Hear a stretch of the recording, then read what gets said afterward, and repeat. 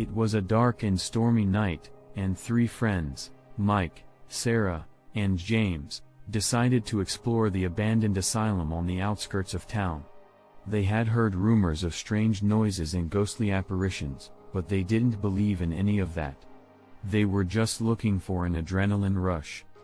As they approached the towering building, they could feel a sense of unease wash over them. The asylum had been abandoned for years, and it looked like it hadn't been touched since the day it was shut down. But the front door was slightly ajar, and the three friends couldn't resist the urge to investigate.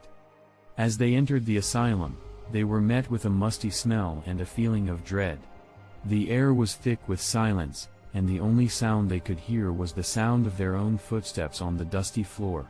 The walls were lined with old medical equipment, and the occasional flicker of an overhead light bulb was the only source of illumination.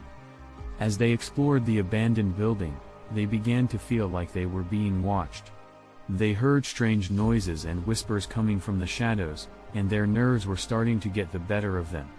They decided to split up, hoping to cover more ground and find any evidence of the rumored hauntings. Mike made his way down to the basement, and as he walked down the stairs, he could feel a chill in the air. The basement was pitch black, and he could barely see his own hand in front of his face. He pulled out his flashlight and began to search for any signs of paranormal activity. As he walked through the darkness, he could hear strange whispers and footsteps echoing off the walls.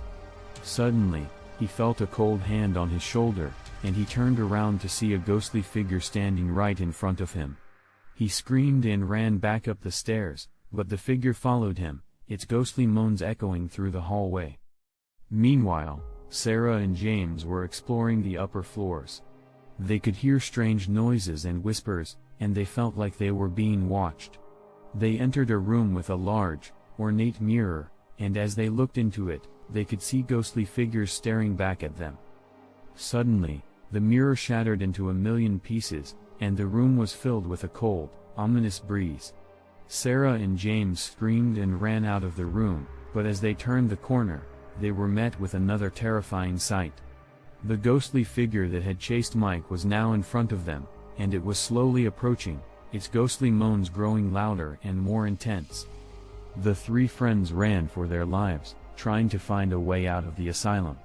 But the ghostly figures were everywhere, chasing them through the dark, musty hallways. They finally found an exit, but as they burst through the front door, they realized that they were trapped. The asylum had sealed itself shut, and there was no escape. The ghostly figures closed in, and the three friends were never seen again. The asylum remained abandoned, a chilling reminder of the horrors that lay within its walls.